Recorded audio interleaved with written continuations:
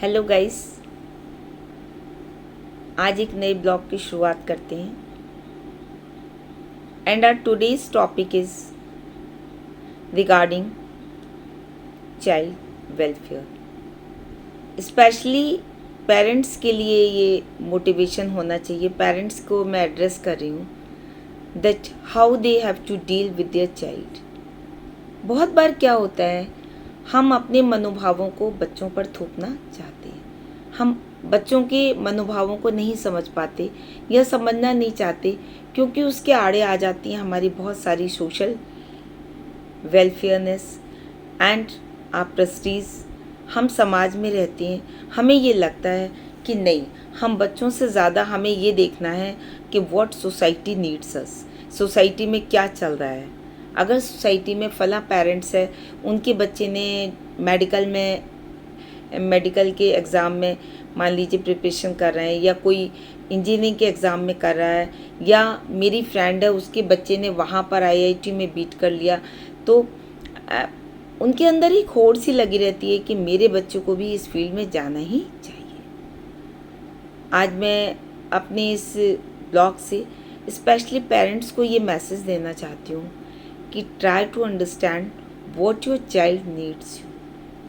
आपके बच्चे को आपकी आवश्यकता है, उसकी कैपेबिलिटीज़ कितनी है। बहुत सारे पॉइंट्स हैं यहाँ पर, और हर पेरेंट्स को ऐसा नहीं है, अपने बच्चे की वीकनेसेस भी पता होती हैं और उसके स्ट्रॉन्ग पॉइंट्स भी पता होते हैं। किसी को किसी से कंपेयर मत करिए। When you compare your child from someone else, दूसरों से जब आप तुलनात्मक अध्ययन करने लगते हैं ना, वहीं से नेगेटिविटी बच्चे की शुरू हो जाती है।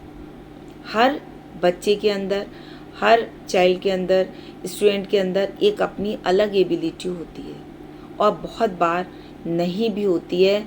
बहुत से बच्चे लैकिंग होते हैं, दे हैव समथिंग लैकिंग।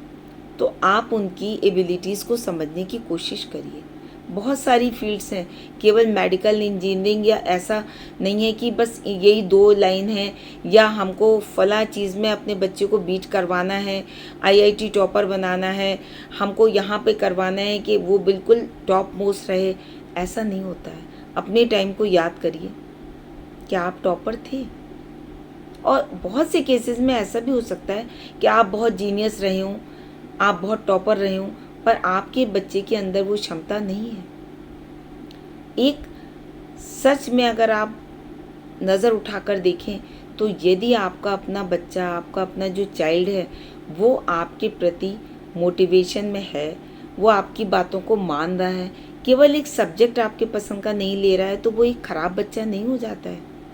आप उसकी साइकोलॉजी रीड करिए, आप उसके टैलेंट को रीड करिए, और अगर आपको लग रहा है कि वो इस फील्ड में नहीं कर सकता है, then try to understand what he wanted to do. वो क्या करना चाहता है। अगर वो किसी गलत फील्ड में नहीं जा रहा है, if he is not wasting, अपना टाइम वेस्ट नहीं कर रहा है, अच्छे से अपनी स्टडीज़ कर रहा है, केवल उसकी जद्दोजहद इसके लिए है कि वो इस फील्ड में नहीं जाना चाहता, तो मैं हर पेरेंट से ये कहूँगी कि पहले बच्चे के मनोभावों को समझने की कोशिश करें। आप बहुत ज़्यादा टाइम अपना पार्टीज़ में, अपने फ़ोन कॉल्स पर और अपने जॉब्स में दे रहे हैं, उसके बाद जो समय बचता है वो हमारे बच्चों के लिए बहुत बार कम हो जाता है। और मैंने ज़्यादातर, जो मेरी अपनी रीडिंग है, 40 इयर्स का एक्सपीरियंस है, मैं भी एक टीचर रही हूँ, मैंने ये देखा है कि जो पेरेंट्स अपने बच्चों से ज़्यादा अटैच रहते हैं, जो उनके मनोभावों को समझने की कोशिश करते हैं, उनके बच्चे कहीं ना कहीं किसी फील्ड में ज़रूर निकल जाते हैं। केवल लाइफ में 2 या 3 ही फील्ड्स नहीं होती हैं जिनमें कि हमको लगता है कि हमारा बच्चा कुछ कर लेगा। और सबसे बड़ी बात, जब हम उनको कंपेयर करने लगते हैं, वहीं से उनके अंदर राइवलरी टेंडेंसी शुरू हो जाती है, प्रतिद्वंद्विता शुरू हो जाती है। बहुत बार वो अपने पेरेंट्स के ही अगेंस्ट हो जाते हैं। उनको ये चीज़ बिल्कुल नहीं अच्छी लगती है, आप कहीं से होके आई कि उस बच्चे के तो 90% आए, तुम्हारे क्यों नहीं आए। ये कोई तराजू लेके तोलना नहीं है कि आप बाज़ार में जा रहे हैं, आपने भी 100 रुपये दिए तो उतनी चीज़ क्यों नहीं मिली। These are the talents and specially God gifted talents. कोई बहुत अच्छा पेंटर होता है, किसी की मेमोरी बहुत शार्प होती है, कोई आप देखिए मैथ्स में बहुत अच्छा होता है, कोई इंग्लिश में अच्छा होता है। ऐसा क्यों होता है? आप भी अपने आप में कंप्लीट नहीं है, पर हम अपने आप को भूल जाते हैं, अपने टाइम को भूल जाते हैं and we start cursing our child. हम अपने बच्चों को बुरा भला कहना शुरू कर देते हैं। जिस दिन बच्चा इस संसार में जन्म लेता है, ईश्वर डिसाइड कर चुके होते हैं कि वो क्या बनेगा, पर हमारी लाइफ की सर्किल ऐसी है कि हमको कर्म भी करवाना है। वर्क इज़ वर्शिप, ये तो कार्य ही पूजा है, ये तो मानना ही पड़ेगा कि हमको काम भी करना है। पर you are not the maker, you are not the person who decides everything. क्या सब कुछ आप ही डिसाइड कर लेंगे?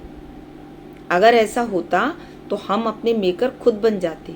हाँ, ये हो सकता है कि 50% लोग बहुत सी बातें सोचते हैं कि मैं ऐसा करूँगा, अपने बच्चों को ऐसा बनाऊँगा, और बाई चांस उनको वो फील्ड मिल जाती है, आपका उनका बच्चा भी कैपेबल है और वो कर लेता है। पर इन केस यदि आपके साथ ऐसा नहीं हो रहा है तो don't make it a theme. उसको थीम मत बनाइए लाइफ की। ये मत सोचिए कि नहीं नहीं हमारा बच्चा भी ये करेगा। वहीं पर हम गलत हो जाते हैं। फिर बच्चे भी हमको उसी प्रत्युत्तर में समझाना शुरू करते हैं कि फला के पेरेंट्स इतनी अच्छी फैसिलिटीज़ दे रहे हैं, उनके पास इतनी सारी कार है, उनके पास इतना मोटिवेशन है, वो इतनी हायर एजुकेशन दे रहे हैं। केवल आप ही उत्तर देना नहीं जानते हैं। Don't think about your time. हम लोगों के टाइम में जो आज से 40-50 ईयर्स जो एनवायरनमेंट था, दिस इज़ नॉट टुडे। अब समय और परिस्थितियाँ दोनों ही बदल चुकी हैं। हमारा ज़्यादा बोलना, हमारा ज़्यादा एग्रेशन बच्चे को और भी ज़्यादा एग्रेसिव बना देता है। आप ईश्वर से प्रार्थना करिए कि वो आपके बच्चे को एक अच्छे मार्ग पर चलने के लिए प्रेरित करें। मैं कहती हूँ जीवन में पोस्ट और पद, एबिलिटीज़, ये सारी चीज़ें एक तरफ रखी रहती हैं। If your child is a motivational child, आप उसको मोटिवेशंस दे रही हैं, आप उसको अपना प्यार दे रही हैं, आपका अफेक्शन मिल रहा है और वो आपके अकॉर्डिंग एक अच्छा बच्चा है। केवल उसके अंदर प्रॉब्लम ये है कि वो अमुक फील्ड में कुछ नहीं कर पा रहा, तो ये कोई गिल्ट नहीं है। Don't compare, don't tempt your child. अपने बच्चे को बाध्य नहीं करिए, उसके मनोभावों को समझने की कोशिश करिए। बी फ्रेंड विद देम, उनके साथ एक फ्रेंडशिप रखिए और इतनी स्मूथ फ्रेंडशिप रखिए कि वो आपसे अपने मन की बात बता पाएँ। बहुत फील्ड होती है लाइफ में, बहुत सारे सेक्टर्स होते हैं। आपको नहीं पता कि आज जो बच्चा आज यहाँ पर नहीं कर पा रहा, आगे जाकर वो क्या बनेगा, हम में से कोई नहीं जानता। और सबसे पहली बात, इस बात से अपना भ्रम हटा दीजिए कि वी आर द मेकर, हम जो चाहेंगे बना देंगे। बहुत बार बच्चे बहुत सारी फील्ड में बहुत कुछ कर लेते हैं, करने के बाद उनको अगर आगे जाके उतना नहीं मिलता है तो उनको डिप्रेशन हो जाता है, वो फेल्योर होने लगते हैं। उन सारी स्थितियों से तो ये अच्छा है कि थोड़ी सी कम पढ़ाई अगर वो कर रहा है, थोड़ी सी कम उसको पोस्ट मिल रही है, थोड़ी सी कम उसको मार्क्स मिल रहे हैं, but he is a good child, वो ज़्यादा मायने रखता है। और ये चीज़ कौन कर सकता है? Only we can do. उसके लिए सबसे पहले पेरेंट्स को अपने आप को तैयार करना होगा, अपने को उस एनवायरनमेंट से दूर करना होगा। What others are doing, what they wanted to do. आधी प्रॉब्लम तो हमारी यही है कि सोसाइटी क्या चाहती है, हमारे रिलेटिव्स क्या कहेंगे। अगर हमारे बच्चे के इतने मार्क्स नहीं आए, अगर उसको वो फील्ड नहीं मिली, तो आप सबको हटा दीजिए। आप ये सोचिए केवल कि मुझे अपने बच्चे की फीलिंग्स को पहचानना है, and then you decide his career और हर कैरियर। तो it is my personal request, being a parent. मेरे भी 2 बेटे थे, मैंने भी लाइफ में बहुत सारी मुश्किलें झेली। सभी झेलते हैं, सभी देखते हैं और हम उनको समझने की कोशिश भी करते हैं, बट ट्राई टू अंडरस्टैंड कि सबके बच्चे IAS, PCS, डॉक्टर और ये नहीं बनते हैं और ना बनने की ज़रूरत है।